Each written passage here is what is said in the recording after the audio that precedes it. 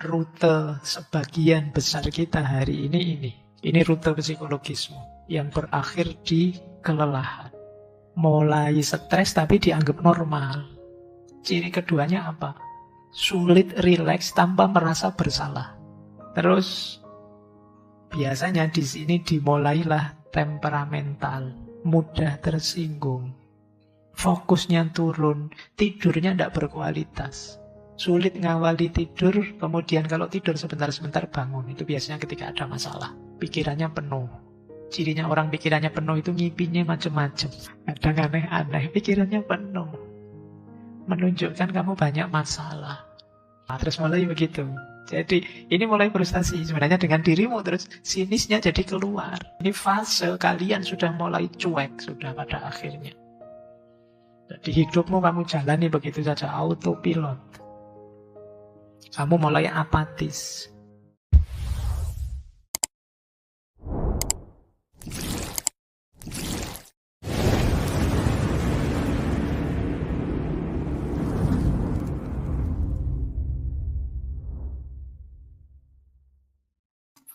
Assalamualaikum warahmatullahi wabarakatuh. Bismillah. Mari kita lanjut lagi belajar kita, ngaji kita. Jadi intinya ngaji filsafat itu ya ngaji, kita belajar ya. Segala yang di luar itu bonus. Jadi bonus itu ada, alhamdulillah, tidak ada ya, tidak masalah. Bahkan termasuk pemahaman kita, kepandaian kita, itu ya anugerah sebenarnya bonus. Karena yang bisa kita lakukan hanya belajarnya. Maka ayo kita mulai ya, nawaitunya belajar. Baik, kita mulai nggih. Ada masih problem lama yang sampai sekarang belum selesai. Ketimpangan dan ketidakpastian.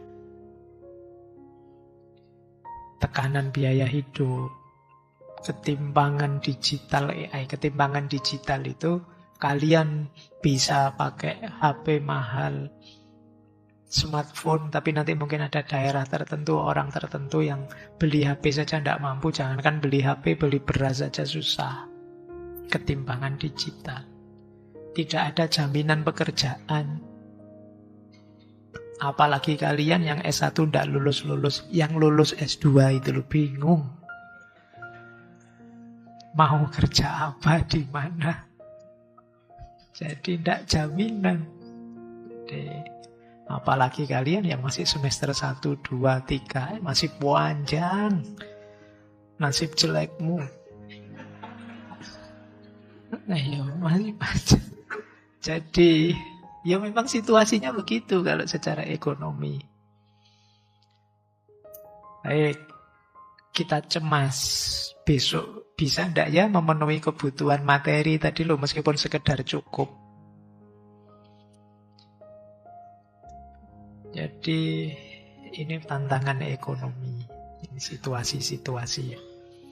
Terus ada tantangan lingkungan. Ini kalian sudah hafal, beritanya banyak kemarin ya. Keywordnya apa sih tantangan ekologis kita? Yaitu nanti lama-lama akan muncul ini, krisis yang dinormalisasi. Iya memang wajarnya begitu. Wong kita kan juga harus memanfaatkan alam, akan jadi begitu. Jadi nanti ini 2026 cuaca ekstrim akan sering kita alami. Kerusakan lingkungan melawan kepentingan ekonomi jangka pendek masih tetap bertaruh. Eco-anxiety, kita gelisah, kita was-was terus. Jangan-jangan gempa, jangan-jangan longsor, jangan-jangan gunung meletus, jangan-jangan banjir datang. Dan itu sepanjang tahun. Terus responnya biasanya terlambat. Kayak apalah film-film India yang biasanya polisinya datang belakangan itu. Itu biasanya begitu memang. Oke. Kalimat kuncinya apa? Manusia lama-lama bisa beradaptasi dengan kerusakan sehingga dia merasa tidak berkepentingan untuk mencegahnya. Oh, kita tahu kok caranya mengatasi banjir. Itu lama-lama terus munculkan mindset, banjir juga tidak apa-apa, kita sekarang tahu caranya. Jadi tidak berpikir gimana caranya tidak banjir. Itu tadi yang pakai kalimat menormalisasi krisis. Kita anggaran untuk bencana besar kok, kita siap kalau ada bencana. Loh, tidak begitu maksudnya. Mikirnya lebih ke depan sedikit. Gimana caranya? Bukan kok siap ketika bencana, itu ya penting. Tapi gimana caranya tidak ada bencana karena tangan kita. Problemnya kan di situ. Tapi ya kadang-kadang mindset seperti saya bilang tadi, krisis yang dinormalisasi. Nah, terakhir, ini problem kita sendiri, individu. Jadi, problem kita kuncinya apa? Kita itu seperti orang hari ini yang diombang-ambingkan ke kiri dan ke kanan, ditarik ke kiri dan ke kanan. Kita ditantang untuk tetap utuh di tengah fragmentasi. Bayangkan ya, beban kita, itu saya tulis. Yang pertama, kita dibebani oleh cita-cita ambisi kita. Yang kedua, kita dibebani oleh banjir informasi yang sulit sekali membendungnya, membedakan mana benar, mana salah. Kita juga dibebani harus jadi orang yang bermoral, orang yang spiritual, itu juga harus serius. Belum lagi kita dibebani masa depan yang tidak pasti. Belum lagi tadi dibebani kebohongan-kebohongan yang menimpa dari kiri dan kanan. Oh, itu kita ini berat. Secara individu, problem kita juga ternyata berat. Akhirnya apa? Di situ saya tulis. Setidaknya hampir semua kita mengalami 5 hal ini. Yang pertama, krisis identitas. Yang kedua, keterpecahan psikologis. Yang ketiga, lelah secara mental dan emosional. Yang keempat, krisis makna. Yang kelima, tuntutan untuk jadi versi terbaik dirimu. Itu juga membebani. Krisis identitas terjadi ketika nilai dirimu diukur dari produktivitasmu dan validasi orang lain. Kalau produktif kreatifnya saja mending, tapi sekarang kamu ingin mendapat validasi juga dari orang lain. Yang itu kadang-kadang membuatmu memalsu dirimu biar divalidasi orang. Hari ini kita tidak cukup jadi orang baik, kita ingin jadi orang baik yang diakui orang lain. Yang kadang-kadang kita sudah baik tapi tidak diakui, kita gelisah. Buktinya ya kalau kita misalnya posting apa gitu kan, biasanya terus bolak-balik kita tengok. Yang nge-like sudah berapa, view-nya sudah berapa. Itu kan mental ingin divalidasi orang. Kadang kita mengeluh, sudah 1 jam tak posting loh, kok yang melihat cuma 4 orang, 5 orang. Padahal di kantor teman itu ada 30 orang. Terus yang lain itu berarti tidak peduli sama saya. Itu kita gelisah dengan itu. Hari ini kita hidup dengan mengandalkan validasi orang lain.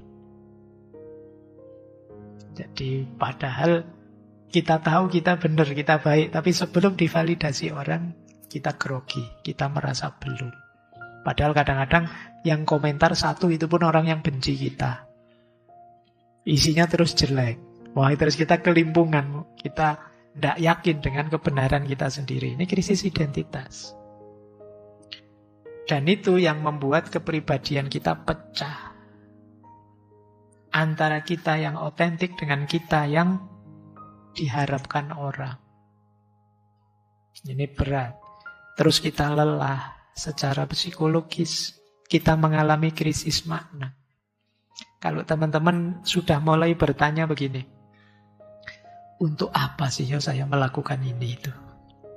Kalian sudah mulai krisis makna. Ngapain sih aku kok mau-maunya diperintah dosen begini begitu? Gunanya apa tuh ini itu? Nah, kalian mulai bertanya begitu, kalian sudah mulai krisis makna. Dan yang terakhir, beban untuk jadi versi terbaik dirimu. Jadi mungkin karena kalian hari ini informasi mudah, selalu orang bilang kamu harus jadi versi terbaik dirimu di mana-mana, selalu begitu. Harus sehat, harus sukses, harus bahagia, harus soleh, itu banyak sekali bebanmu. Apa teori ya? Kok berat gini jadinya hidup, melelahkan sekali. Itu tantanganmu secara individu. Coba kalian lihat ini. Rute sebagian besar kita hari ini. Ini rute psikologismu yang berakhir di kelelahan. Jadi diawali dari antusias. Awalnya biasanya semangat. Tapi terus overdrive, terlalu ambisius. Akhirnya jadi tertekan. Setelah itu frustasi. Setelah itu mengalami depersonalisasi. Setelah itu burnout. Setelah burnout, depresi biasanya. Setelah depresi, innalillahi. Ya, kemarin saya ada baca jurnal itu, tingkat kematian karena orang depresi meningkat. Banyak. Ayo hati-hati yang sedang kelelahan. Coba kita cek dirimu ada di fase mana, di titik mana. Mungkin malam hari ini sedang muhasabah ya, ayo dicek. Yang pertama, antusias, euforia awal. Ini kayak mahasiswa baru. Awal itu selalu semangat. Wah, disuruh ospek jukir balik mau saja. Euforia awal. Sama kayak pengantin baru. Wow, itu semangat. Pikirannya sudah, saya akan bangun keluarga yang sakinah, mawaddah, warohmah. Saling menyayangi dengan suami dan istri. Saling, idealnya meledak-ledak semangat. Karena masih baru. Terus setelah itu biasanya overdrive. Overdrive itu agak berlebihan. Karena dia dituntut membuktikan dirinya. Dia membanding dengan orang lain. Saya pasti bisa kok. Wah, saya pasti mampu kok. Ini pengaruhnya motivator-motivator itu kadang-kadang.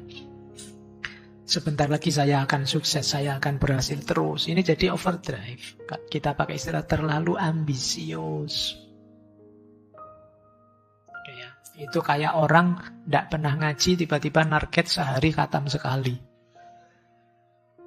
Gagal mesti. Jadi diawali dari semangat, terlalu ambisius. Akhirnya apa? Stres. Jadi tertekan itu kan stres. Meskipun dia masih nganggapnya normal. Biasanya kalau di fase stres ini, pikiran kita membunyikan biasa. Dalam perjuangan itu memang selalu ada rintangan. Jadi mulai stres tapi dianggap normal. Ciri keduanya apa? Sulit rileks tanpa merasa bersalah. Istirahat sebentar saja. Enggak boleh saya malas-malasan begini. Oh, itu mulai kamu tertekan. Mulai menekan dirimu. Sudah 1 bulan ini saya kok enggak produktif apa-apa ya. Itu mulai kamu menekan dirimu. Sudah, itu yang disebut stres. Terus biasanya di sini dimulailah temperamental, mudah tersinggung, fokusnya turun, tidurnya tidak berkualitas, sulit ngawali tidur, kemudian kalau tidur sebentar-sebentar bangun, itu biasanya ketika ada masalah. Pikirannya penuh. Cirinya orang pikirannya penuh itu ngipinya macam-macam. Kadang aneh-aneh, pikirannya penuh. Menunjukkan kamu banyak masalah. Ini fase keempat. Akhirnya apa? Fase ketiga. Masuk fase keempat, kalian frustasi. Mulai sekarang meragukan dirimu. Mulai sekarang mempertanyakan, ini aku ini mau apa toh yo?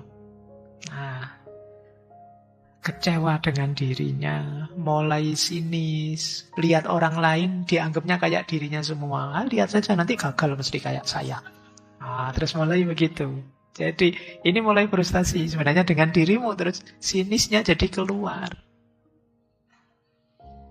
Nah, terus depersonalisasi. Depersonalisasi ini fase kalian sudah mulai cuek sudah pada akhirnya. Jadi hidupmu kamu jalani begitu saja, autopilot. Kamu mulai apatis. Kalau ngomong terus jadi nyinyirnya luar biasa. Kalau humor jadi sarkasnya luar biasa. Mulai mati rasa. Mulai apatis itu kan sudah tidak peka lagi sudah. Ngomong nyelekit, temennya kesakitan tidak peduli. Mulai kejamnya kelihatan. Ini kalian ada di fase depersonalisasi. Kepribadianmu bukan itu sebenarnya. Tapi karena tertekan terus-menerus sampai frustasi berubah. Pada akhirnya kalian burn out. Burn out itu ya kayak lilin yang mati. Kelelahan ekstrim. Kamu terasing dari segala sesuatu. Semuanya rasanya serba salah. Kamu nganggap dirimu tidak kompeten. Kamu terus ngamukan. Marah-marah. Temenmu yang sebelah-sebelah rasanya tidak beres semua. Padahal ya temenmu tidak ngapa-ngapain tapi rasanya salah saja. Sandal masuk salah. Sandal taruh di luar salah. Pokoknya tidak ono berdekap. Semua rasanya tidak beres. Itu kasihan kalau kalian sedang jadi guru, ustadz, atau dosen. Itu yang kena marah habis-habisan mesti mahasiswanya. Terus-terusan. Karena apa? Kamu sedang burn out.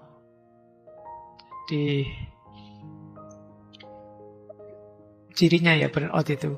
Bangun tidur saja, kamu sudah capek. Belum ngapa-ngapain. Jadi bangun tidur itu kamu rasanya badan kok capek semua. Lu ya tadi tidur semalaman ngapain? Tidak tahu. Karena pikiranmu aktif terus.